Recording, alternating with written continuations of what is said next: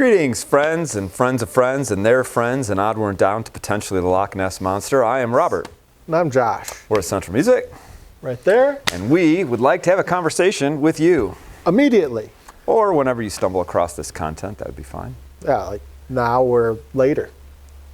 So I like those. Now or later. That used to be a candy. Did you ever have one? Now or later? Yeah, I didn't care for them. Do they still exist? Probably not. Probably They weren't not. great. You know, comment section's open for candies, your views, whether or not they're still made. I mean, that's why we do this content, really. That's what it's for. It's It would easy. be surprising if they were still around. Would be. How do you feel about surprises? In general, I like them. Yeah. Ha!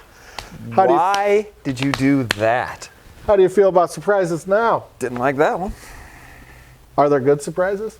Of course there's good surprises, lots of good surprises, like you don't practice your instrument for a week and you go to your lesson, you play everything flawless. Doesn't really. Flawlessly? Yeah. It doesn't happen, does it? Not with my students. It's not a good example. But how about when all your friends get together and throw you a big birthday party on your birthday? Yeah. It's pretty good. Yeah, you go home from work and you're tired, want to get some rest. Yep. All your friends and family are there. Yep. There are not great surprises. So one time I went to a Mendelssohn concert and I found out he'd been dead for 175 years. That was weird. Surprising. Oh, one time I went to the amusement park thinking I was going to ride this new dragon ride. Turns out, not a real dragon. Not a great surprise. That's, yeah. A lot of driving that day.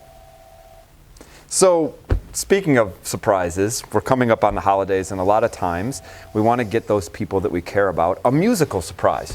And there's all kinds of things that could make a good musical surprise, but I don't think instruments are necessarily the thing. Do you think? Yeah, I agree with that. They're so personal to the player that it'd be almost impossible to select the one that would be perfect for them without having any input from them.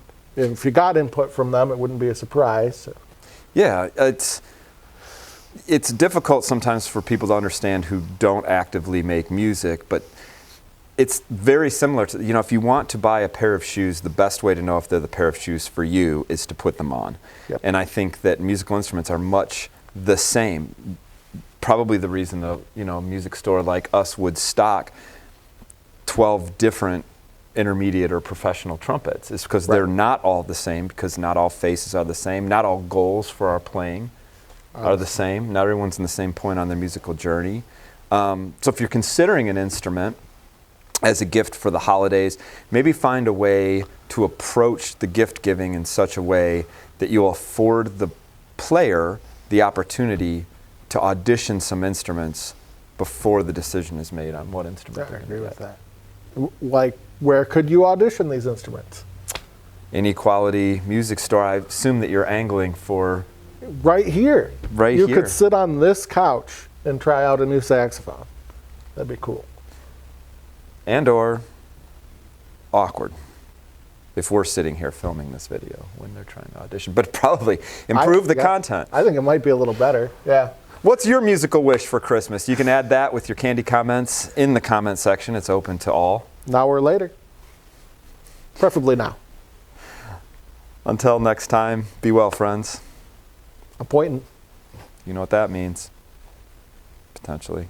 Yeah, if you watch the other ones. You're not surprised that this video is over, I'm a little surprised. but you pointed. Oh, yeah, that's true. You really thought Mendelssohn was alive? I mean, for the purposes of this video, yeah.